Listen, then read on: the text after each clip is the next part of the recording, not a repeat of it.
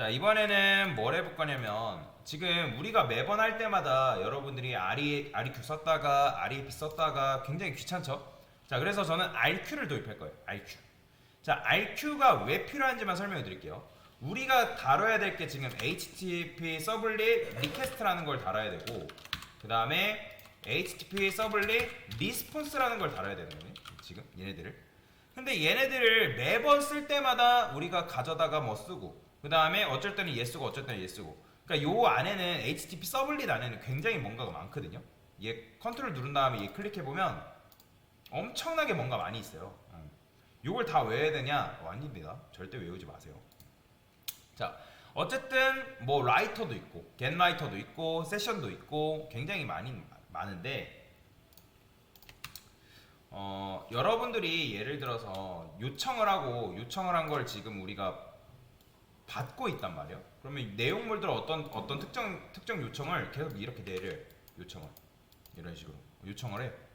그러면 얘가 뭐라고요? 얘가 요청이란 말이에요. 그 다음에 이 녀석이 응답이라고 가령 해봅시다. 그러면 요청이 있고 응답 객체가 또 따로 있어요.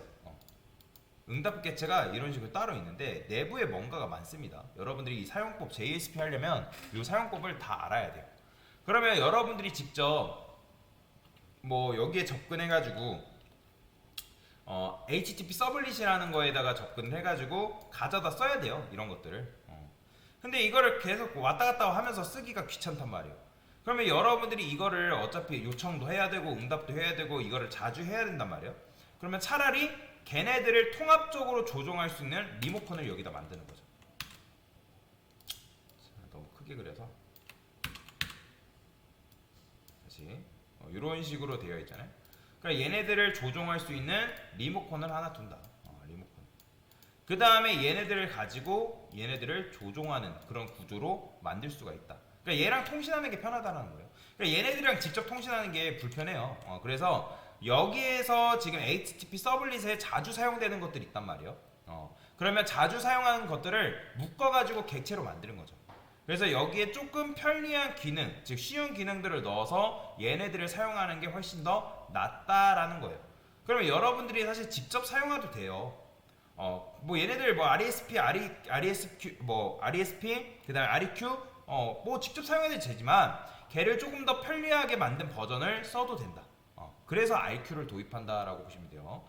자, 이거 만드는 게 힘들다 하신 분들은 그냥 저 강사 따라해서 만드시면 됩니다. 자, 보드에서 우클릭해서 RQ 객체를 만들어 줄 거예요. RQ 클래스를.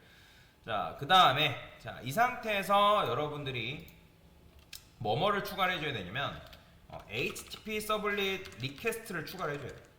자, 요게 지금 이렇게 되어 있는데 요거 굉장히 귀찮죠? 요 두 개를 추가를 해줘야 됩니다. 복사해서 이런 식으로.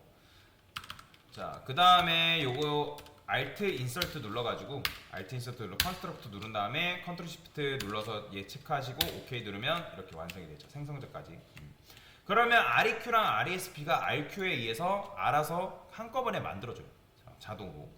자, 그 다음에 저는 여기다가 뭐 붙일 거냐면 파이널 붙일 겁니다. 파이널이 뭔지 몰라도 돼요. 얘는 그냥 이제 파이널 붙이면 상수 처리되거든요. 그러니까 수정이 불가능하다 그런 의미예요. 실제로 REQ랑 RESP를 우리가 수정할 일은 없잖아요.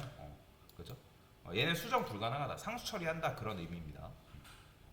자, 이 상태에서 저는 뭘 만들 거냐면 public int get int param이라는 걸 만들 거예요. 파라미터를 받아오는 거죠. 그 다음에 param name이라 적고, 그 다음에 얘는 int default value라고 이런 식으로 적어주도록 하겠습니다. 자, 요거 다 기억나시죠, 여러분들? FA ULT. 자, 그 다음에 string value라고 쓰시고, 자, 어떻게 가져오면 되는 거예요? 자, get 파라미터 기억나시죠? 방금 했던 거. get 파라미터 해가지고 우리가 가져온다 했잖아요. 어떤 걸 가져오면 되는 거예요? 파람 네임을 가져오면 되겠죠. 파람 네임. 근데 얘가 만약에 value가 null이다. 그죠? value를 가져왔는데 없을 수 있잖아요. 그러면 그때 뭐 해줘라? default value 여러분들이 넘겨주면 되겠죠. 자, 이런 식으로 넘겨주면 되는데 얘가 너를 리턴하는지 어떻게 하냐. 여러분들이 이런 거 궁금하면 얘가 리턴하는 데이터 타입이 뭔지를 여러분들 검색해 보면 돼요. 자카르타 여기다가 뭐 서블릿 HTTP 아유 귀찮다. 요거 그대로 복사해서 요거 이렇게 검색하면 이렇게 나오거든요. 공식 문서가 있습니다. 공식 문서가 있는데 여기다가 get parameter라고 검색해 볼게요. 파라미터 안 나오네.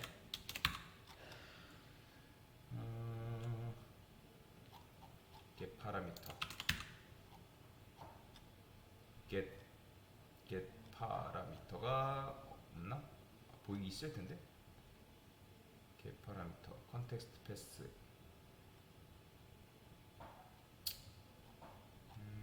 안 보이네. 그러면 get parameter 여기 있다. 여기 이제 나오죠. get parameter라고 검색하니까 string is null 이렇게 나오죠. 그러면 이제 뭐 공식 문서를 보면도 나오긴 하는데 지금 이제 검색하니까 안 보여가지고 얘가 어쨌든 공식 문서에 보면 이 녀석이 너를 리턴하게끔 되어 있거든요. 이렇게 파라미터 했을 때 안 나오네요. 지금 제대로 찾으려니까. 어쨌든 공식 문서 잘 찾아보면 다 나옵니다. 그래서 이 get 파라미터라는 거는 어쨌든 너를 리턴하게끔 되어 있어요. 그래서 스트링이 아니면 너를 리턴한다. 내가 만약에 그것도 모르겠다 하시면 그냥 요거 get 파라미터 있죠. 컨트롤 누른 상태에서 얘 클릭해 보면 이렇게 나와요. 그러면 get 파라미터 나오죠. 스트링 해가지고 이런 식으로. 그러면 뭐 이렇게 클릭하면 얘가 지금 뭐 이렇게 스트링을 반환하는구나 라는 거는 알 수 있단 말이에요. 그래서 이런 식으로 너를 반환하기 때문에 이렇게 써준 거예요. 자, 근데 얘는 이제 그냥 가져오는 게 아니라 여러분들이 형변환해서 가져와야 된다 했죠. 그렇죠? 파스인트 해가지고 밸류 넘겨받은 거를 형변환해줘야 되는데, 자, 근데 얘는 조건이 있죠, 여러분들. 고객이 만약에 이런 식으로 입력할 수 있다 했죠. 구구단을 지금 우리가 쓰고 있는데 단을 뭐 4단 이런 식으로 아니면 이렇게 입력하는지, 그렇죠? 그러면 이거 예외라서 프로그램 멈추잖아요. 널 포인터 입세션 나온다 했죠. 아니, 널 포인터가 아니라 넘버 포맷 입세션 나온다 했죠. 이때는 어떻게 해라? 트라이 캐치 해가지고 감싸준다 했죠. 그래서 캐치 그 다음에 넘버 포맷 입세션 얘는 어떻게 해주면 되는 거예요? 이때도 디폴트 밸류를 리턴해줍니다. 그러니까 제대로 입력 안 하면 디폴트 밸류 리턴해주는 거죠. 그래서 숫자를 파싱하다가 정수가 아닌 경우에 디폴트 밸류를 넘겨준다. 자, 그 다음에 여기다가도 하나 더 만들게요. public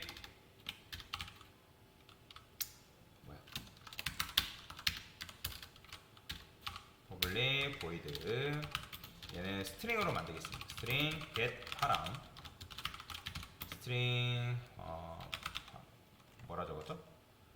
파람님. 자, 얘는 뭐 하면 되는 거예요? 얘도 마찬가지로 디폴트 밸류를 리턴 해주면 돼요. 이런 식으로. 뭐 사실 얘는 이제 뭐만 해주면 되는 거예요? 얘도 이제 받아오는 거죠. 어떻게? string value req 그 다음에 get 파라미터에서 파람 네임까지 써주면 되고, 뭐 어차피 얘는 이제 만약에 널이다, 얘도 마찬가지 널이다, 그러면 얘는 디폴트 밸류 그냥 해주면 되는 거고. 그 다음에 얘는 굳이 이제 형변환할 필요가 없으니까 숫자를 입력받는 게 아니라 어차피 얘는 문장으로 다 입력받는 거니까 이때는 그냥 밸류 해주면 되겠죠. 자, 그 다음에 또 자주 쓰는 거 public void. 자, append body라고 할게요. append body write 아니 그냥 append body라고 쓰겠습니다. 똑같이 메서드명을 가져갈게요. 자, 얘는 resp get writer append body에서 이 내용물을 여기다 적어주는 거죠. 근데 이제 이렇게 했으면 빨간 줄 그는 거는 그냥 내가 딱히 잘못한 게 없는데도 불구하고 이렇게 나온다? 그러면 그거는 그냥 컨트롤 눌러서 하라는 대로 하면 돼. 트라이 캐치 하래. 그럼 이거 트라이 캐치 해주면 알아서 이렇게 에러가 사라지는 거죠. 그러니까 트라이 캐치를 무조건 해야 되는 경우가 있어요. 그럴 때는 그냥 이런 식으로 걸어줍니다. 그래서 여기 보면 throw new runtime session, 얘 같은 경우는 프로그램 꺼지면 바로 꺼지는 건데 문제가 발생해도 그냥 지나가게 할 게만 그냥 요거 없애도 상관없어요. 이렇게. 그건 선택인데 저는 그냥 둘게요. 자, 마찬가지로 헬로 서블릿에서 이렇게 했던 것도 여기다가 RQ에다가 밑에 이런 식으로 적용해주면 우리가 RQ 객체 했을 때 알아서 얘까지 한글까지 적용이 되는 거죠. 그죠? 자, 컨트롤 눌러서 얘도 마찬가지로 트라이 캐치 요거 해주셔야 되고요. 트라이 캐치를 리턴하라고 하는 거. 그러니까 말씀드렸죠, 제가 위험한 일 생기면 트라이 캐치로 감싸라. 안 감싸도 되고 감싸야 되는 게 있는데 몇몇 녀석들은 이런 식으로 트라이 캐치가 필수예요. 그런 거는 이제 ID, 인텔리제이가 알아서 하기 때문에 요거는 뭐 이렇게 감싸주면 됩니다. 근데 만약에 여러분들이 그게 아니라 컨트롤 눌러서 나는 여기 보면 이세션 투 메서드 이렇게 추가하면 이런 게 나오거든요. 이런 거. 그러니까 이게 이렇게 추가하는 건 뭐냐면 나는 조심 안 할 테니까 너희들이 알아서 조심해라. 그런 건데 이런 거보다 그냥 트라이 캐치로 감싸주는 게 훨씬 더 낫습니다. 이렇게 써주는 게 훨씬 더 낫다. 자, 그러면 한번 잘 되는지 확인해 볼게요. 잘 되는지 한번 확인해 보겠습니다. 자, 어디다 추가하면 되는 거예요? 구구단 서블릿에서 자, 이제 요거 필요 없습니다. 그거 이거 지우면 돼요. 자, RQ 그다음에 new RQ 써가지고 자, 여기다가 REQ 받고 RESP를 추가를 해서 받아주면 되겠죠. 자, 그 다음에 어펜드 이렇게 썼는데 이제 이렇게 쓸 필요 없이 어떻게 하면 된다? RQ 어펜드 바디에서 그냥 요거 있죠, 요 내용물 그대로 여기다가 전수해주면 됩니다. 그러니까 굉장히 편하게 바뀐 거죠.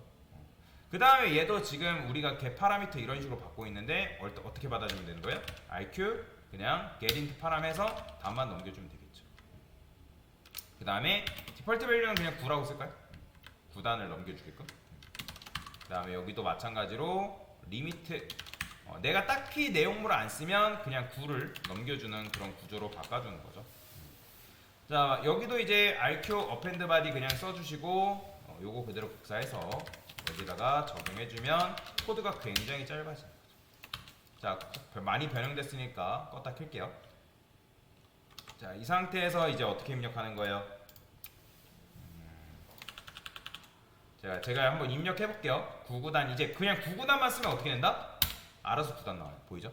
RQ가 우리가 입력을 안 하면 9를 입력하게끔 디폴트 값으로 나와갔기 때문에 자, 이제는 단을 여러분들이 단만 써도 알아서 됩니다. 그렇죠? 리미트가 알아서 9로 배정되기 때문에 그 다음에 여기다가 리미트 한 다음에 3 쓰게 되면 3단도 잘 반영이 되죠. 그렇죠? 자, 아까랑 비해서 어때요? 코드가 훨씬 더 깔끔해진 거죠.